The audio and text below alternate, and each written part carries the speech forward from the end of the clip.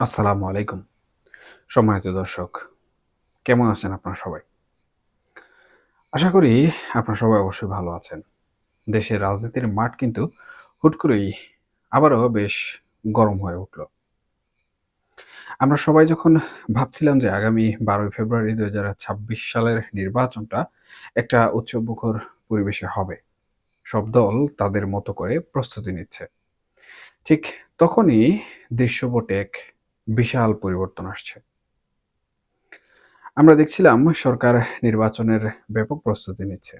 এমনকি জুলাই সনদ নিয়ে যে গণভোট হবে, সেটার প্রচারণাও কিন্তু শুরু হয়ে গেছে। আপনারা হয়তো খেয়াল করেছেন এনসিপি বা জাতীয় নাগরিক পার্টি তাদের শাপলাকলি মার্কা নিয়ে গাড়িবহর নামিয়ে দিয়েছে। যদিও আনুষ্ঠানিকভাবে প্রচারণার সময় এখনো কিন্তু শুরু হয়নি। মানে একটা নির্বাচনী আমেজ তৈরি হচ্ছিল। কিন্তু ঠিক এই সময়েই বলা যায় একেবারে বিনা মেঘে বজ্রপাতের মতো একটা ঘোষণা এলো। আর এই ঘোষণাটি এসেছে ক্ষমতাচ্যুত দল আওয়ামী লীগের পক্ষ থেকে। আজকের আড্ডায় বা আলোচনায় আমি এই বিষয়টার একদম গভীরে যাওয়ার চেষ্টা করব। কারণ ওপর থেকে দেখলে মনে হবে এটা শুধুই একটা বয়কটের ডাক। কিন্তু এর ভেতরে লুকিয়ে আছে এক গভীর রাজনৈতিক কৌশল, কিছু অশনি সংকেত এবং আগামী দিনের সম্ভাব্য সংঘাতের একটা বড় আভাস। আপনারা নিশ্চয়ই সংবাদ মাধ্যমে দেখেছেন বা সোশ্যাল মিডিয়ায় শুনেছেন যে আওয়ামী লীগ আসন্ন নির্বাচন বর্জন এবং একই সাথে প্রতিরোধের ডাক দিয়েছে। তাদের এই নতুন কর্মসূচির একটা স্লোগানও ঠিক করা হয়েছে। স্লোগানটা বেশ ইন্টারেস্টিং। নো বুট, নো ভোট। অর্থাৎ নৌকা না থাকলে ভোট নয়। খুব সহজ কথায় ব্যালট পেপারে যদি নৌকা প্রতীক না থাকে, তবে আমাদের কোনো ভোটার ভোট কেন্দ্রে যাবে না। বিষয়টা নিয়ে আমি একটু বিস্তারিত বলতে চাই আপনাদেরকে। কারণ গত কয়েক মাস ধরে রাজনীতির টেবিলে একটা জোর আলোচনা ছিল যে আওয়ামী লীগ যেহেতু নিজেরা নির্বাচনে অংশ নিতে পারছে না, তাদের দল নিষিদ্ধ, নেতারা পলাতক, তাই তারা হয়তো কৌশলগত কারণে তাদের ভোটগুলো অন্য কোনো দলের বাক্সে ফেলবে। দেখুন, অনেকেই ধারণা করেছিলেন বিএনপিকে চাপে ফেলার জন্য বা বিএনপিকে শিক্ষা দেওয়ার জন্য আওয়ামী লীগের ভোটগুলো সাইলেন্টলি জামাতে ইসলামের বাক্সে চলে যেতে পারে। এমনকি ছাত্র সংসদ নির্বাচনগুলোতে আমরা দেখেছি ছাত্র শিবিরের বিশাল জয়ের পেছনে ছাত্রলীগের একটা সাইলেন্ট সাপোর্ট বা ভোট কাজ করছে বলে অনেকেই মনে করেন। এই সমীকরণটা মিলিয়ে অনেকেই ভাবছিলেন জাতীয় নির্বাচনেও হয়তো একই খেলা হবে। আওয়ামী লীগ হয়তো এনিবডি বাট বিএনপি, বিএনপি ছাড়া যে কেউ, এই নীতিতে তারা হাঁটবে। কিন্তু গত মঙ্গলবারের এই বিবৃতি এবং শেখ হাসিনার যে বার্তা সামনে এসেছে তা পুরো দাবার চোখ উল্টে দিয়েছে। এখন আর কোনো লুকোছাপা নেই, কোনো কৌশলগত ভোটের ভাগাভাগিও নেই। বার্তা একদম পরিষ্কার, আমরা খেলবো না, তাই কাউকে খেলতেও দেব না। শেখ হাসিনা তার বিবৃতিতে বর্তমান ডক্টর ইউনূস সরকারকে ফ্যাসিস্ট বলেও কিন্তু আখ্যায়িত করেছেন। রাজনীতির কি অদ্ভুত খেলা, তাই না? গত ১৫ বছর ধরে আমরা এক ধরনের বয়ান শুনে এসেছি। আর এখন ঠিক তার উল্টো বয়ান শুনছি। শেখ হাসিনা বলছেন এই সরকার জঙ্গি পাহারায় ভোট করতে চাইছে এবং এই নির্বাচনে জনগণের কোনো অংশগ্রহণ থাকা উচিত নয়। ভারতের জনপ্রিয় গণমাধ্যম আনন্দবাজার পত্রিকা এই বিষয়টাকে বেশ গুরুত্ব দিয়ে চেপেছে। তারা শিরোনাম করেছে এই no vote no vote slogan নিয়ে। আনন্দবাজারের রিপোর্ট অনুযায়ী শেখ হাসিনা ভারত থেকে এই বার্তা দিয়েছেন এবং তার দলের ভেরিফাইড ফেসবুক পেজ থেকেও এই বিবৃতি কিন্তু প্রচার করা হয়েছে। প্রায় ২ পৃষ্ঠার বা ১.৫ পৃষ্ঠার এই বিবৃতিতে তিনি তার নেতাকর্মী এবং সমর্থকদের খুব কড়া ভাষায় নির্দেশ দিয়েছেন। তিনি বলেছেন, "আপনাদের উপর যতই অত্যাচার হোক, হুমকি আসুক, আপনারা ভোট কেন্দ্রে যাবেন না। যে নির্বাচনে নৌকা নেই, সেই নির্বাচন আমাদের নির্বাচন নয়।" এখন আসুন একটু বিশ্লেষণ করি। কেন হঠাৎ করে আওয়ামী লীগ এই প্রতিরোধ বা বর্জনের পথে হাঁটল? তারা কেন অন্য কাউকে সমর্থন দিয়ে বিএনপিকে হারানোর কৌশল হাতে নিল না? আমার মনে হয় এর পেছনে প্রধান কারণ হলো লেজিটিমেসি বা বৈধতার সংকট তৈরি করা। একটু ঠান্ডা মাথায় ভাবুন, আওয়ামী লীগের নিজস্ব একটা বিশাল ভোট ব্যাংক কিন্তু আছে। সেটা ৩৫% হোক বা ৪০% হোক। এই বিশাল সংখ্যক মানুষ যদি নির্বাচনের দিন ঘরে বসে থাকে, ভোট কেন্দ্রে না যায়, তাহলে নির্বাচনের হিসাবটা কি হবে? তাহলে মোট কাস্টিং ভোটের হার অনেক কমে যাবে। ধরুন ভোট পড়ল মাত্র ২০ বা ৩০%।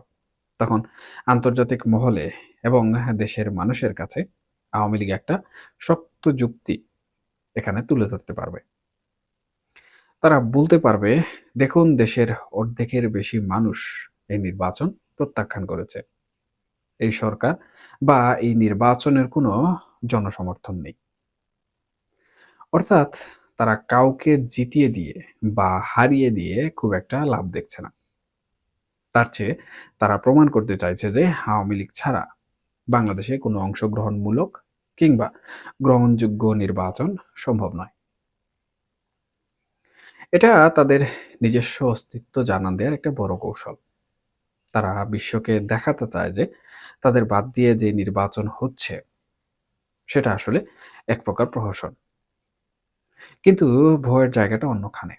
বিবৃতিতে শুধু বর্জন বা বয়কট শব্দটা ব্যবহার করা হয়নি, সেখানে প্রতিরোধ শব্দটাও এসেছে। সজীবাজের জয় কিছুদিন আগে রয়টার্সকে দেয়া এক সাক্ষাৎকারেও বলেছিলেন যে ভোট প্রতিরোধ করা হবে। প্রতিরোধ শব্দটা রাজনীতির মাঠে খুব বিপজ্জনক। বর্জন মানে হলো আমি গেলাম না, চুপচাপ ঘরে বসে থাকলাম।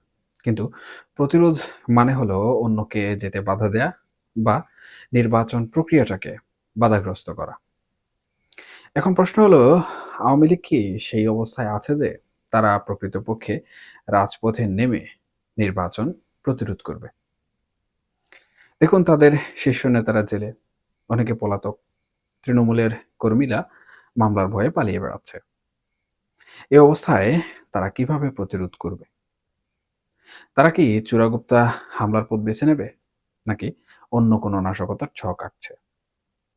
শেখ হাসিনা তার বিবৃতিতে অভিযোগ করেছেন যে সরকার জঙ্গি পাহারায় ভোট করছে।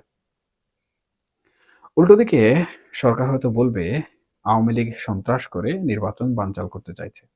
সব মিলিয়ে ১২ই ফেব্রুয়ারির দিনটি এবং তার আগের সময়টুকু আমাদের জন্য খুব একটা সুখকর হবে বলে মনে হচ্ছে না। একটা সংঘাতের আশঙ্কা কিন্তু থেকেই যাচ্ছে। আরেকটা বিষয়ে আপনাদের নজরে আনতে চাই, সেটা হলো গণভোট। আগামী ১২ই ফেব্রুয়ারি শুধু এমপি নির্বাচন নয়, একই সাথে জুলাই সনদ নিয়ে গণভোট হবে। সরকার এবং এনসিপি খুব জোরে সোরে এই গণভোটের প্রচার চালাচ্ছে জনগণের কাছে। তারা চাইছে মানুষ যেন হ্যাঁ ভোট দেয় এবং রাষ্ট্র সংস্কারের পক্ষে রায় দেয়। কিন্তু আওয়ামী লীগ যখন বলছে ভোট কেন্দ্রে না যেতে, তার মানে তারা পরোক্ষভাবে এই গণভোটকেও বর্জন করছে। তারা রাষ্ট্র সংস্কারের এই পুরো প্রক্রিয়াটাকেই অস্বীকার করছে। এনসিপি বা জাতীয় নাগরিক পার্টি তাদের শাপলাকলি প্রতীক নিয়ে মাঠে নেমেছে। তারা হয়তো ভাবছে আওয়ামী লীগ মাঠে নেই, বিএনপি কিছুটা কোণঠাসা। এই সুযোগে তারা নতুন শক্তি হিসাবে আবির্ভূত হবে। কিন্তু আওয়ামী লীগের এই ভোট বর্জনের ডাক এনসিপি বা জামাতের জন্য এটা চিন্তার কারণ হতে পারে। কারণ ভোটের দিন যদি ভোটার উপস্থিতি খুব নগণ্য হয়, তাহলে যারা জিতে আসবে তাদের জয়ের আনন্দটা খুব একটা জুৎসই কিন্তু হবে না। আপনারা যারা সাধারণ ভোটার, আপনারা হয়তো ভাবছেন তাহলে আমরা কি করব? আমরা কি ভোট দিতে যাব নাকি যাব না? এটা আসলে যার একান্ত ব্যক্তিগত সিদ্ধান্তের বিষয়। কিন্তু রাজনৈতিক দলগুলোর এই যে টানাপোড়েন, এটা সাধারণ মানুষকে সবসময় বিভ্রান্তিতে ফেলে। একদিকে সরকার বলছে ভোট দিতে আসুন, এটা আপনাদের অধিকার। অন্যদিকে সাবেক প্রধানমন্ত্রী বলছেন ভোট দিতে যাবেন না, এটা প্রহসন। মাঝখানে সাধারণ মানুষ চেপটা হওয়ার দশায়। আন্তর্জাতিক মিডিয়ার কাভারেজ দেখে বোঝা যাচ্ছে বিদেশিরাও এই পরিস্থিতির উপর নজর রাখছে। আনন্দবাজার পত্রিকা যখন এই খবরটা এত গুরুত্ব দিয়ে ছাপে, তখন বুঝতে হবে ভারতের নীতি নির্ধারকরাও এই বিষয়টা হালকাভাবে নিচ্ছে না। শেখ হাসিনা ভারতে আছেন, সেখান থেকে তিনি বিবৃতি দিচ্ছেন, স্লোগান ঠিক করে দিচ্ছেন। এই বিষয়গুলো কিন্তু দুই দেশের কূটনৈতিক সম্পর্কের ক্ষেত্রেও একটা প্রভাব ফেলতে পারে। তবে একটা কথা আমাদের মানতে হবে, আওয়ামী লীগের ভোট ব্যাংককে অস্বীকার করার উপায় নেই। তারা নিষিদ্ধ হতে পারে, কিন্তু তাদের সমর্থক তো আর দেশ ছেড়ে কোনোভাবেই চলে যায়নি। এই সমর্থকরা যদি শেখ হাসিনার নির্দেশ মেনে সত্যিই ভোট কেন্দ্রে না যায়, তাহলে নির্বাচনের দিন ভোট কেন্দ্রগুলো অনেকটাই ফাঁকা থাকতে পারে। আর যদি তারা মনে করে যে না, আমরা আমাদের পছন্দের অন্য কোনো প্রার্থীকে ভোট দেব, তাহলে হিসাবটা অন্যরকম হবে। কিন্তু বর্তমান বিবৃতি অনুযায়ী সেই সম্ভাবনা খুব কম। নৌকা না থাকলে তারা ভোট দেবে না, এটাই এখন তাদের চূড়ান্ত অবস্থান। আরেকটা শঙ্কার কথা বলি, এই যে no vote no vote campaign, এটা যদি সোশ্যাল মিডিয়ায় খুব বেশি ভাইরাল হয় এবং এর সাথে যদি ভুয়া খবর বা গুজব ছড়ানো হয়, তাহলে আইন শৃঙ্খলার ব্যাপক অবনতি ঘটতে পারে। সরকার নিশ্চয়ই এটা মোকাবেলা করার জন্য কঠোর অবস্থান নেবে। আমরা ইতিমধ্যে কিন্তু দেখেছি নির্বাচনের আগে সেনাবাহিনী, পুলিশ এবং অন্যান্য বাহিনী বেশ তৎপর। কিন্তু গেরিলা কায়দায় যদি কোনো প্রতিরোধ গড়ে তোলার চেষ্টা করা হয়, সেটা সামাল দেয়া হয়তো কঠিন হতে পারে। শেষ করার আগে একটা বিষয় খুব গুরুত্ব দিয়ে বলতে চাই, রাজনীতিতে শেষ কথা বলে কিছু নেই। আজ আওয়ামী লীগ বর্জনের ডাক দিয়েছে, কাল পরিস্থিতি অন্যরকমও হতে পারে। তবে বর্তমানে যা দেখা যাচ্ছে, তাতে মনে হচ্ছে ২০২৬ সালের নির্বাচনটা খুব একটা মসৃণ পথে এগুচ্ছে না। একদিকে সরকারি দল এবং তাদের মিত্ররা নির্বাচনকে সফল করতে মরিয়া, অন্যদিকে ক্ষমতাচ্যুত দল সেটাকে ব্যর্থ প্রমাণ করতে মরিয়া। এই দুইয়ের মাঝখানে দাঁড়িয়ে আছে বাংলাদেশের গণতন্ত্র এবং সাধারণ মানুষ। আমরা সবাই চাই একটা শান্তিপূর্ণ নির্বাচন। আমরা চাই আমাদের ভোটের অধিকার প্রয়োগ করতে। কিন্তু সেই পরিবেশটা কি আদৌ বজায় থাকবে? নাকি ভোটের দিন আমরা দেখব শূন্য ভোট কেন্দ্র আর রাজপথে সংঘাত? এটা দেখার জন্য আমাদের হয়তো ১২ ফেব্রুয়ারি পর্যন্ত অপেক্ষা করতে হবে। তবে তার আগে রাজনীতির মাঠের এই উত্তাপ আরো বাড়বে বলেই মনে হচ্ছে। আপনারা যারা আমার এই আলোচনা শুনছেন, আপনাদের কাছে আমার একটা প্রশ্ন। আপনারা কি মনে করেন আওয়ামী লীগ যে ডাক দিয়েছে, এই ডাকে সাড়া দিয়ে তাদের সমর্থকরা ভোট বর্জন করবে? নাকি স্থানীয় সমীকরণে তারা ভোট দিতে যাবে? আর এই প্রতিরোধ শব্দটাকে আপনারা কিভাবে দেখছেন? এটা কি শুধুই রাজনৈতিক বুলি, নাকি এর পেছনে বড় কোনো বিপদের ইঙ্গিত আছে? সবাই খুব সাবধানে থাকবেন, চোখ কান খোলা রাখবেন এবং অবশ্যই কোনো ধরনের গুজবে কান দেবেন না। এখনকার মতো এই পর্যন্তই। সবাই ভালো থাকুন, সুস্থ থাকুন। অবশ্যই নিরাপদে থাকুন। আল্লাহ হাফেজ।